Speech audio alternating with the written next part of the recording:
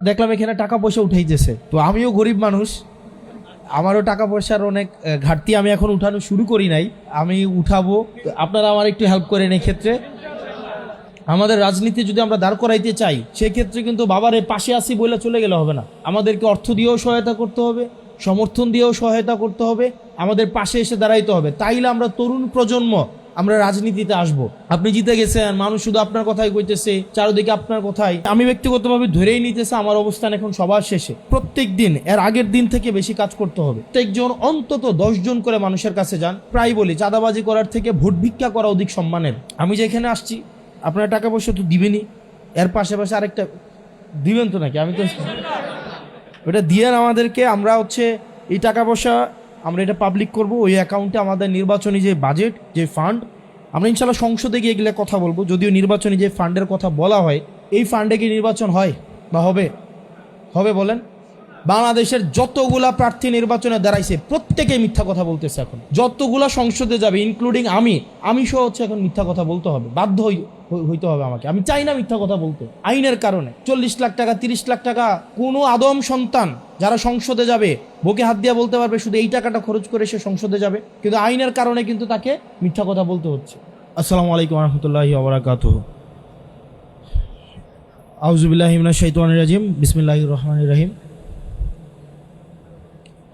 আমি এই ধরনের প্রোগ্রামে আসতে বিব্রত বোধ করি, কারণ এই ধরনের প্রোগ্রাম অতি আত্মবিশ্বাসের জন্ম দেয় এবং এটা আত্মতুষ্টির জন্ম দেয়। তো সমজাতীয় সমচিন্তার মানুষের সাথে থাকার অসুবিধা হচ্ছে, সবসময় মনে হয় মানে আমাদের নিজেদের কাছে মনে হয় আমাদের সমর্থনই বেশি, কারণ উনিও আমাদের মার্কার কথা বলে, যেহেতু আমরা সবাই সবার সাথে ফেসবুকে যুক্ত, একই ধরনের ভিডিও আমাদের সামনে আসে, আমরা মনে করি সব জায়গায় হয়তো আমাদেরই প্রচারণা, আরে সবাই তো আমাদেরই কথা বলে। রাস্তাঘাটে গেলে মানুষ আমাদের সাথে ছবি তোলে, তারপরে হচ্ছে সবাই এপ্রিসিয়েট করে। তো ছবি তুলতে আসা মানুষ আমি যখন যাচ্ছি বা কোনো একটা রাস্তায়, তখন বা আমাদের প্রার্থী বা আমরা যারা প্রার্থী আছি যাচ্ছি, আমাদেরকে তারা দোয়া করে, আবার বিরোধী দলের প্রার্থী যখন যায় তাদেরকেও কিন্তু দোয়া করে। তো এটা আসলে ভাবার সুযোগ নাই যে আমাদের সমচিন্তার মানুষের সাথে থাকার এটা একটা অসুবিধা। আমরা মনে করি আমার আশেপাশের মানুষগুলো যেমন, গ্রামের মানুষগুলোও তেমন, সবাই মনে হয় শুধু আমারই ভোটার। আরে ফেসবুকেও তো আমার কথা, রিলসেও আমার কথা, আশেপাশে সবাই কয় আরে তুমি তো জিতে যাইতেছ। তো এগুলো একটা ক্ষতি আছে, এগুলো আত্মবিশ্বাস তৈরি করে, আত্মতুষ্টি তৈরি করে। সেজন্য আমি জাতীয় বা চিন্তার মানুষ যেখানে এই প্রোগ্রামগুলো একটু অ্যাভয়েড করি। তো যাই হোক, মোবারক ভাইয়ের সাথে আমার একটা হৃদ্যতাপূর্ণ সম্পর্ক আছে। আর বুড়িচং এটা হচ্ছে আমার মামার বাড়ি। আমার কলেজ হচ্ছে পারুয়ার আব্দুল মতিন খসরু কলেজ, আমি ওই কলেজ থেকে পড়াশোনা করি। আমার মামার বাড়ি হচ্ছে পারুয়ারা। তো সেক্ষেত্রে বুড়িচংয়ের এমপি কে হচ্ছে না হচ্ছে সেটা আমার মামার বাড়ির এমপি হওয়া আমার মামার বাড়ির দায়িত্ব নয়। সেখানে পরিবেশের অনেক সমস্যা আছে, যেহেতু ইন্ডাস্ট্রিয়াল এরিয়া। তো মোবারক ভাইদের কাছ থেকে প্রত্যাশা থাকবে পরিবেশের ঝুঁকি এবং অবকাঠামোগত যে অবনতি হয়েছে সেই বিষয়গুলোতে ওনারা প্রাধান্য দিবেন। আর আমি আপনাদের কাছে দেখলাম এখানে টাকা পয়সা উঠাইতেছে, তো আমিও গরিব মানুষ, আমারও টাকা পয়সার অনেক ঘাটতি, আমি এখন উঠানো শুরু করি নাই, আমি উঠাবো। আপনারা আমার একটু হেল্প করেন এই ক্ষেত্রে, আপনারা আমাদেরকে একটু হেল্প করেন। এবং আসলে আমরা সৎ থাকার একটা অন্য ধরনের একটা আনন্দ আছে, এটা মাথা নিচু করে থাকতে হয় না। তারপরে হচ্ছে আমরা খুব আল্লাহ আমাদেরকে অহংকার আমাদেরকে না দিক, কিন্তু আমরা বলতে পারি যে বাংলাদেশে কেউ আমাদের কাছে 100 টাকা পাবে না, কেউ আইসে 100 টাকার জন্য বসে থাকবে না, আমাদেরকে নির্বাচন কমিশন ঋণ খেলাপির জন্য আমাদেরকে বাতিল করবে না। আমাদের কাছে এই আত্মবিশ্বাসটা আমাদের আছে। আমরা জনগণের টাকা মেরে দেই নাই, আমরা জনগণের টাকা মেরে দিয়া নিজের সন্তানকে বিদেশে রেখে বিলাসী জীবন আমরা করি নাই।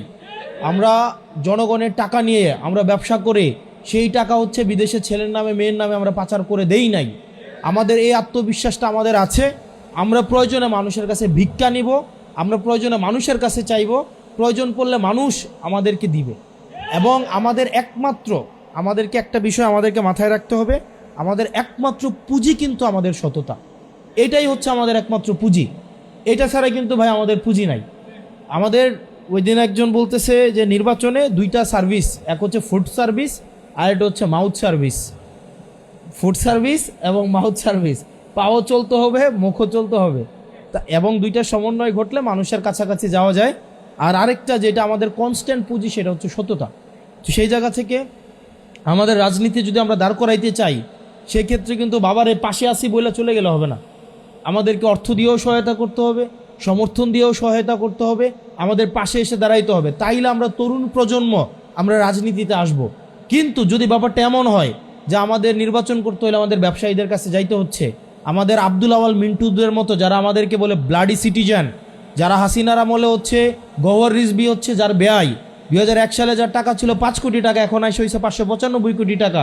অর্থাৎ পুরো হাসিনার আমলে 101 গুণ সম্পদ বাড়ছে। যে সে যখন আমাদের মতো যারা খেটে খায়, যারা কামার কোমরের ছেলে, যারা হচ্ছে কলকারখানার, যারা হচ্ছে শ্রমিকের ছেলে, যারা হচ্ছে রেমিটেন্স যোদ্ধা, তাদেরকে যারা বলে ব্লাডি সিটিজেন, আমরা তাদের কাছে কিন্তু তখন যাইতে হবে। আপনারা কি চান এই এলিটদের কাছে আমাদের রাজনীতিটা আমরা বন্ধক দেই? আপনারা কি চান আমরা এলিটদের কাছে আমাদের রাজনীতি বন্ধক দেই?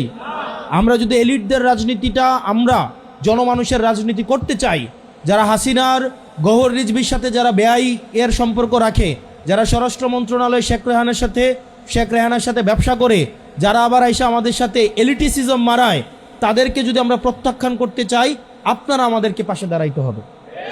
আপনারা পাশে দাঁড়াবেন তো? আমাদের পাশে দাঁড়াবেন তো? এবার আসেন, 12 তারিখ পর্যন্ত আল্লাহর দোহাই লাগে আত্মতুষ্টিতে ভোগা যাবে না। আপনি জিতে গেছেন, মানুষ শুধু আপনার কথাই কইতেছে, চারদিকে আপনার কথাই। আমি ব্যক্তিগতভাবে ধরেই নিতেছে আমার অবস্থান এখন সবার শেষে, এবং এটা ধরে নিয়ে আগাইতে হবে, এবং প্রত্যেক দিন এর আগের দিন থেকে বেশি কাজ করতে হবে। আজকে যদি 10 জন মানুষের কাছে যান, এরপরের দিন 12 জনের কাছে যান, তারপরের দিন 14 জনের কাছে যান। শুধুমাত্র তাদের কাছে যাইয়েন না যারা অলরেডি আপনার ভোটার বা আপনার সমচিন্তার মানুষ, যারা অলরেডি মোরাকাবা করে সিদ্ধান্ত নিছে আপনারা ভোট দিবে না, তাদের কাছেও বেশি করে যান। আপনার কাজ হচ্ছে যে ভোট দিবে তার কাছে যতবার যাবেন, যে ভোট দিবে না তার কাছে আরও বেশি করে যাইতে হবে। আমাদের সবার কাছে আমাদের দাওয়াত পৌঁছাইতে হবে, হবে না? হবে কি না? সেজন্য আমাদের সবার কাছে আমাদের যাইতে হবে, এবং প্রত্যেক দিন প্রত্যেকজন অন্তত 10 জন করে মানুষের দায়িত্ব নেন। প্রত্যেক দিন প্রত্যেকজন অন্তত 10 জন করে মানুষের কাছে যান, প্রয়োজনে পায়ে ধরেন। চাঁদাবাজি করার থেকে, আমি প্রায় বলি, চাঁদাবাজি করার থেকে ভোট ভিক্ষা করা অধিক সম্মানের।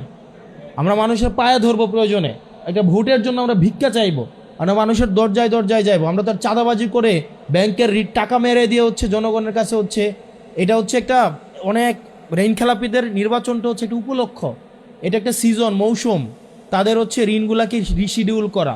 অর্থাৎ নির্বাচনের আগে ব্যাংক থেকে একটা স্টে নিবে, স্টে নিয়ে হচ্ছে নির্বাচন করবে।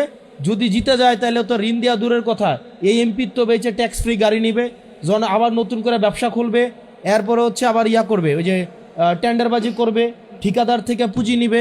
অর্থাৎ তাদের কাছে এই নির্বাচনটা হচ্ছে একটা মানি মেকিং মেশিন। তো এই মানি মেকিং মেশিন আমাদের হইতে দেওয়া যাবে না। তো সেজন্য আপনাদেরকে প্রত্যেক দিন অন্তত 10 জন করে মানুষের কাছে যাইতে হবে, এবং প্রতিনিয়ত নিজের অবস্থানকে সবার শেষেই ভাবতে হবে। এবং আমরা আরেকটা বিষয় হচ্ছে, আমি যেখানে আসছি আপনারা টাকা পয়সা তো দিবেনই, এর পাশাপাশি আরেকটা দিবেন তো নাকি? আমি তো ওটা দিয়ে আমাদেরকে, আমরা হচ্ছে এই টাকা পয়সা হচ্ছে আমাদের একটা অ্যাকাউন্ট আছে, আমরা এটা পাবলিক করব। ওই অ্যাকাউন্টে আমাদের নির্বাচনী যে বাজেট, যে ফান্ড, আমরা ইনশাল্লাহ সংসদে গিয়ে এগুলো কথা বলবো। যদিও নির্বাচনী যে ফান্ডের কথা বলা হয়, প্রত্যেকটা প্রার্থী দেখেন, আমরা যে ফান্ড বলছি, বলেন তো নিজের বিবেকের কাছে এটা প্রশ্নবিদ্ধ হই না আমরা? এই ফান্ডে কি নির্বাচন হয় বা হবে? হবে বলেন? বাংলাদেশের যতগুলা প্রার্থী নির্বাচনে দাঁড়াইছে প্রত্যেকেই মিথ্যা কথা বলতেছে এখন, প্রত্যেকেই। যতগুলা সংসদে যাবে, ইনক্লুডিং আমি সহ হচ্ছে এখন মিথ্যা কথা বলতে হবে, বাধ্য হইতে হবে আমাকে। আমি চাই না মিথ্যা কথা বলতে, আইনের কারণে। 40 লাখ টাকা, 30 লাখ টাকা কোনো আদম সন্তান যারা সংসদে যাবে বুকে হাত দিয়ে বলতে পারবে শুধু এই টাকাটা খরচ করে সে সংসদে যাবে? কিন্তু আইনের কারণে কিন্তু তাকে মিথ্যা কথা বলতে হচ্ছে। তো আপনি মিথ্যা কথা বলে সংসদে যাইতেছেন, আবার হচ্ছে। তো যাই হোক, পরিস্থিতির শিকার আমরা, আইনের হাতে আমাদের হাত বাঁধা, সংসদে এই বিষয়গুলো নিয়ে আমরা কথা বলবো। যে এই বিষয়গুলো নিয়ে ইনশাআল্লাহ আল্লাহ যদি রিজিকে রাখে, আল্লাহ যদি তৌফিক দেয়, এই যে বর্জুয়াদের যে আইন বানানো এবং হচ্ছে আমাদের যেই মিথ্যা কথা বলতে বাধ্য করা, অসৎ হইতে বাধ্য করা, এই জায়গাগুলোতে হচ্ছে আমরা যেন জনগণের কাছে যেন আমরা স্পষ্ট হইতে পারি, জনগণের কাছে যেন আমরা সৎ হইতে পারি। মানুষ কিন্তু বুঝে যেটা একটা মিথ্যা কথা, 30 লাখ টাকা দিয়ে নির্বাচন হয় না, এটা মিথ্যা কথা, এটা মানুষ বুঝে এবং জানে, কিন্তু প্রতিনিয়ত এটা আমাদেরকে বলে যেতে হয়। তো যাই হোক, আপনারা যারা বুড়িচংয়ের আছেন, আমার ওইখানে আপনাদের নিশ্চয়ই দেবিদ্বার অনেক আত্মীয় স্বজন আছে, আপনাদের ব্যবসাপাতির সম্পর্ক আছে, আপনাদের শিক্ষা প্রতিষ্ঠানের সম্পর্ক আছে। আপনাদের কাছে আমার চাওয়া সেটা হচ্ছে আপনারা আমার জন্য একটু আপনাদের জায়গা থেকে যতটা বলার আপনারা একটু বললেন, আপনারা একটু বললেন আমারে, আপনারা একটু ভোট ভিক্ষা দিয়েন, মানুষের কাছে একটু বললেন, আপনারা আমার জন্য একটু হচ্ছে একটু মাউথ সার্ভিস দিয়েন, যারা পারেন একটু ফুড সার্ভিস দিয়েন, যারা পারেন একটু মাউথ সার্ভিস দিয়েন, একটু ফোনটা হাতে নিয়ে 2-4 জন যারা আত্মীয় স্বজন আছে তাদেরকে একটু ফোন দিয়েন। যদি মনে হয় আমরা যোগ্য, যদি মনে হয় আমাদের দ্বারা সম্ভব, তাহলে আমাদেরকে যেন বিবেচনা করে এই আকুল আবেদনটা আপনারা জানেন। আমাদের ইনশাল্লাহ হাবুটের পক্ষে আমাদেরকে জয় হইতে হবে, আর একটা টিম ওয়ার্ক হইতে হবে। 2-5 জন 10 জন সংসদে গিয়ে লাভ হবে না, 50 জন সংসদে গিয়ে লাভে না, আমাদের সরকার গঠন করতে হবে। সেজন্য আমাদের বুড়িচং আসনে আপনারা মোবারক ভাইয়ের জন্য আপনাদের কাছে দোয়া চাই। মোবারক ভাইয়ের জন্য আপনারা পরিশ্রম করবেন, আমার জন্য আপনারা পরিশ্রম করেন, আপনাদের দোয়ায় আমাকে রাখেন। আল্লাহ যেন আমাদের সবাইকে কবুল করে এবং আল্লাহ যেন কল্যাণের জন্যই আমাদেরকে সংসদে নেয়। আমাদেরকে যেন ওই যে ট্যাক্স ফ্রি গাড়ি চালাবো, ট্যাক্স ফ্রি গাড়ি কিনবো, এই জন্য যেন আল্লাহ আমাদেরকে সংসদে না নেয়। এবং আমরা বলে দিচ্ছি, হাদি ভাই বলে গেছিল না, বাকি সংসদ সদস্যের ঘুম হারাম করে দিবে।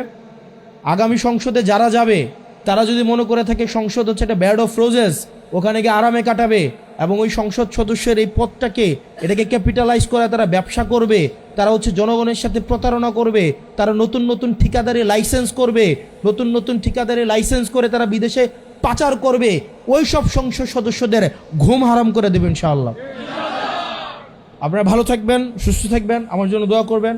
আল্লাহ যেন আমাদের এই জোট, ঐক্যবদ্ধ বাংলাদেশ যে 10 দলীয় জোট আছে, সেই জোটকে যেন আল্লাহ কবুল করে নেয়, আমরা যেন সরকার গঠন করতে পারি। আসসালামু আলাইকুম ওয়া রাহমাতুল্লাহি ওয়া বারাকাতুহু।